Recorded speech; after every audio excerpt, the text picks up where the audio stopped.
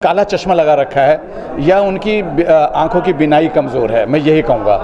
क्योंकि मदरसे वो हैं जिन्होंने मुल्क की डेवलपमेंट के अंदर बहुत काम पहले भी किया, आज भी कर रहा है और करते रहेंगे। मदरसों को टारगेट करने की कोशिश की जा रही है और मदरसों को टारगेट करके एक कम्युनिटी को बदनाम करने की कोशिश की जा रही है। हम ये कहते हैं कि लॉ का इस्तेमाल जो है वो सबके लिए बराबर होना चाहिए, सिर्फ एक ही कम्युनिटी को टारगेट नहीं करना चाहिए। बुलडोज़र में कोई तार है कि जो ये बता दे कि आतंकवाद है ये, या उनके पास कोई ऐसी पैरामीटर है कि ये आतंकवादी हैं? हाँ, अगर कहीं से आतंकवाद पकड़ कर नज़र आए तो आप ज़रूर आतंकवाद बताइए। जब मस्जिद के ऊपर अजान का आवाज़ से आपको तकलीफ़ थी और उसके वॉल्यूम के ऊपर आपको तकलीफ़ थी, तो भाई ये बतला दो, ये 20 दिन 25 दिन जो पूरे वो गए हैं कांवड़िए जो गए हैं, उनका लेवल क्या था वॉइस का, कि क्या किसी को गिरफ़्तार किया गया उसमें, कि उनकी वॉइस का क्या वॉल्यूम था?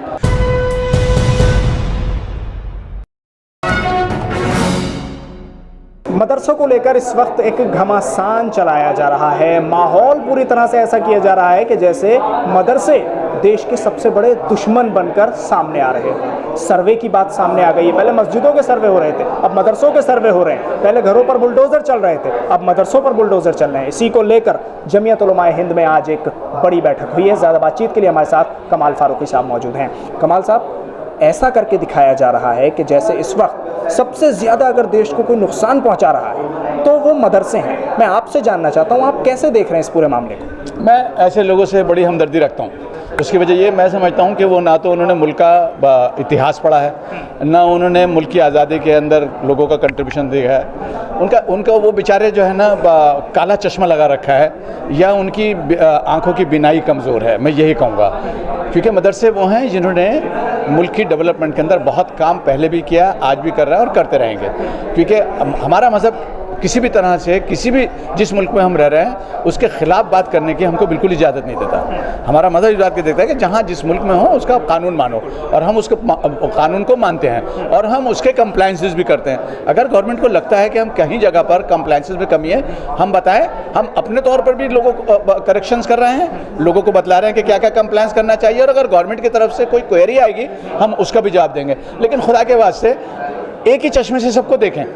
ऐसा नहीं हो कि मतलब कि आप मुसलमानों के ऊपर तो वो तमाम चीज़ें थोप रहे हैं और बाकी और इंस्टीट्यूशन चल रहे हैं उनके ऊपर कुछ नहीं हो रहा। हम इसको भी कतई नज़र कर देते हैं। हम इसको कहते हैं, हमारा फ़र्ज़ ये होता है पहले कि हम अपने मुल्क के कानून के हिसाब से कंप्लायंसेस करें।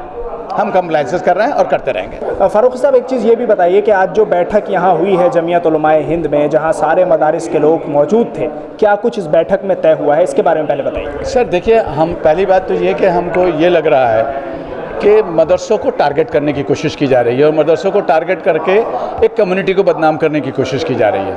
हम ये कहते हैं कि लॉ का इस्तेमाल जो है वो सबके लिए बराबर होना चाहिए, सिर्फ एक ही कम्युनिटी को टारगेट नहीं करना चाहिए। दूसरी बात ये, आज हमने बड़ी स्पष्ट रूप में बात अपने मदरसे वालों को भी कही है कि आप कंप्लायंसेस पे ध्यान दीजिए।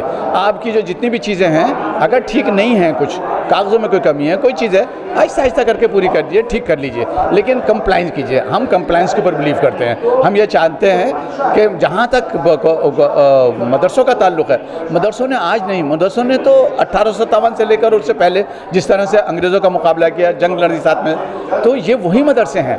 अब अगर कोई नॉन कंप्लायंसेस में अगर कोई चीज़ ऐसी, हाँ, अगर कोई आपको लगे कोई देशद्रोही का मामला हो, हम कहते हैं ज़रूर उनके ऊपर सख्त कदम लीजिए। तो वो तो कह रहे हैं ना कि तार जुड़ रहे हैं आतंकवाद से, तो बता देना, वो तार बता देना कौन कौन से आतंकवाद जुड़ रहे हैं। इसीलिए वो बुलडोज़र लेकर पहुँच रहे हैं। तो बुलडोज़र के अंदर तार होते हैं क्या? वो जो बुलडोज़र में कोई तार है कि जो ये बता दे कि आतंकवाद है ये, या उनके पास कोई ऐसी पैरामीटर है कि ये आतंकवादी हैं? हाँ, अगर कहीं से आतंकवाद पकड़ कर नज़र आए तो आप ज़रूर आतंकवाद बताइए। फारूक साहब, आपको याद है कि जिस वक्त ज्ञानवापी का सर्वे हो रहा था, उसमें नियत और मंशा और उनकी जो सोच थी सर्वे करने वाली टीम की, उस पर संदेह था, उस पर शक था। आज किस चीज़ पर है? मेरे ख्याल से वो एड्रेस तो नहीं हुआ, वो तो उस तरह का रहा ना, और लोगों ने देखा भी।